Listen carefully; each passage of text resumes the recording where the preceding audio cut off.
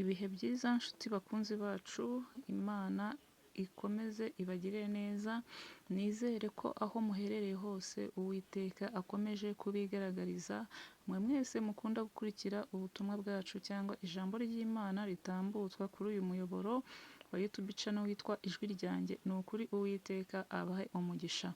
Wowe ufite ibibazo Imana ikwiyereke, wowe ufite ukwizera gukeya Imana ikongere ukwizera, wowe uri mu bitaro ubabaye urembye, ni ukuri reka Uwiteka agukozeho ikiganza cye gikiza kuko niwe mudogiteri uruta abadogiteri bose bo kuri iyi si. Wowe icyo usabwa ni ukwizera, Imana iguhagurutse kuri ubwo buriri, iguhagurutse wongere ugire imbaraga, wongere ukore, wongere ugire gutekereza, wongere ugire ugukunda ubuzima mu izina rya Yesu Kristo Nazareti.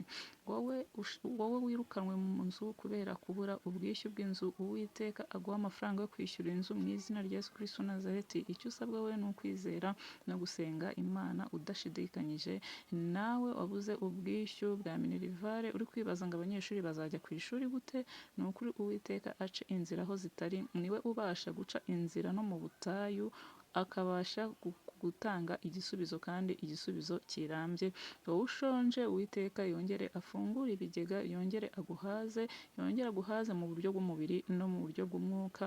Wowe ufite ibibazo bitandukanye, wowe ufite ugushidikanya muri wowe ufite kutizera, ni ukuri ongera ububyutse muri wowe kugira ngo Uwiteka agukorere imirimo n'ibitangaza.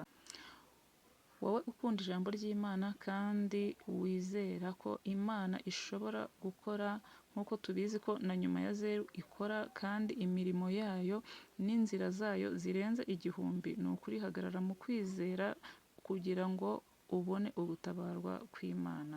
Ngaho nimukomeze mugire ibihe byiza. Uyu munsi nta magambo menshi mfite, ariko ijambo ry'Imana niyo wavuga umunota umwe cyangwa isegonda rimwe, iyo iba izi ibyo dukeneye, iba yatwumvishe.